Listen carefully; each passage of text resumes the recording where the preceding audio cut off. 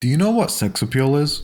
It's such an abstract subject that whenever I think I have a working definition and I try to grab onto it, it disappears like smoke. After thinking about this for a very long time, I came to the conclusion that it's easier to define sex appeal by what it's not rather than what it is. That's because inherently, sex appeal is subjective and context dependent. What one person finds appealing in one country, another one can find grotesque. But first, what do we even mean when we say something as sex appeal? My definition of sex appeal is when a person, based on the synergy of their appearance, energy, status, and personality, triggers an instinctive and primal attraction in others. I definitely don't mean for this section to be mean, but if we're being real, when I think of what is extremely sexually unappealing, I think of memes making fun of the typical Reddit/Discord mod. This is basically the anchor I use to determine what is sexually unappealing. It's obviously not scientifically rigorous in any way, but I feel like it's a good barometer. What makes this archetype so unappealing? There are a few things: poor hygiene, lack of confidence, social awkwardness, false sense of superiority, and a sedentary lifestyle. But is the opposite of all these things what gives someone sex appeal? I don't think so. These are basically barriers in place that potentially gatekeeps you from having sex appeal. But fixing them doesn't give you sex appeal. It just lets you enter the arena. In this video, you'll get a lot of useful information that will help you boost your sex appeal. Number 1. Sexual dimorphism. In a very basic sense, sexual dimorphism means features that differentiates males from females. The more pronounced these features are, generally the more attractive someone is deemed. For example, men are usually taller than women, so if a guy is really tall, he's very sexually dimorphic. But as with all things, there's diminishing returns. While a 6'1" guy might be very appealing, a 7-foot guy is so out of the norm that he enters a weird territory of unappealing. It's basically horseshoe theory. This is pretty true for a lot of things we consider masculine or sexually dimorphic. Being strong and muscular is generally seen as attractive and highly dimorphic, but a bodybuilder that's 300 pounds of pure muscle is so off the scale that they're generally only attractive to a niche select group of people.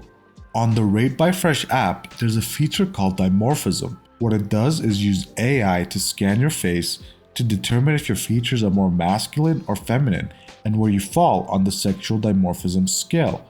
It's a super cool feature. If you want to check it out, go to ratebyfresh.com or go to the link in the description to check it out. Number 2, dangerous.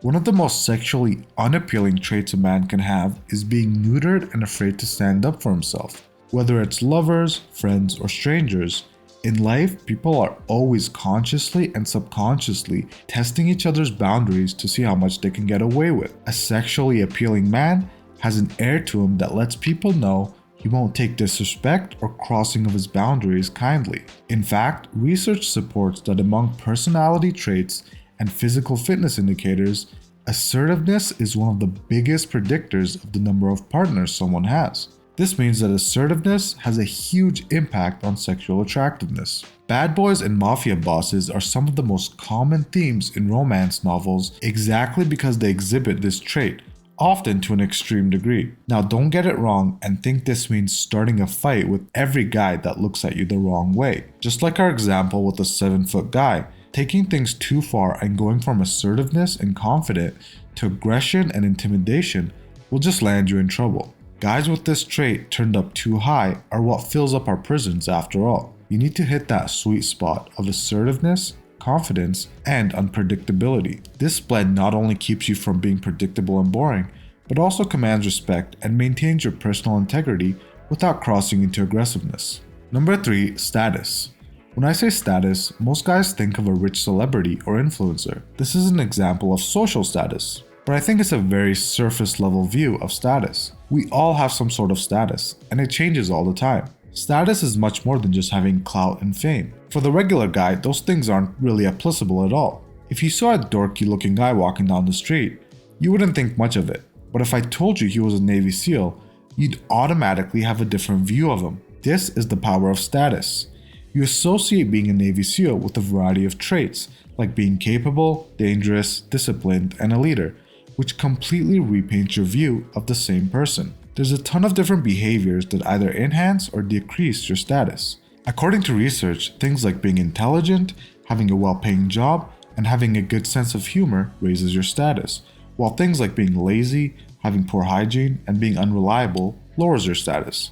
In terms of things that can affect your sex appeal and attractiveness, I'd say status is one of the most overpowered. Number 4, your niche. The kind of subculture and niche that you adhere to can significantly affect your sex appeal in both a negative and positive way. In some circles, this concept is called niche maxing.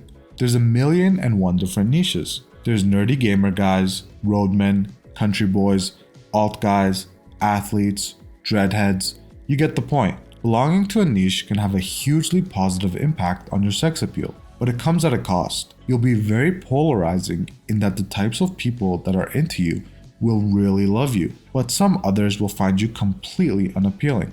Overall, if you decide to niche max, it should be in a way that aligns naturally with the style and subculture that works with the kind of person that you are. If you don't skateboard, don't dress like a skater. This is called being a poser and is hugely unappealing.